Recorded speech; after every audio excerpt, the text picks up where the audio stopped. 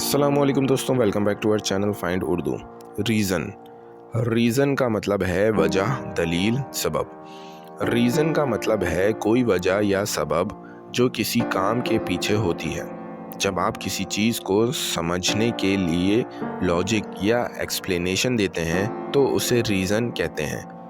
یہ اکثر decision making, discussions یا آرگیومنٹس میں یوز ہوتا ہے۔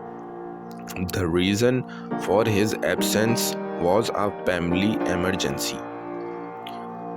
اس کی غیر حاضری کی وجہ ایک خاندانی ایمرجنسی تھی۔ تو دوستوں، ریزن کا مطلب ہے وجہ، سبب یا دلیل جو کسی چیز کو سمجھائے۔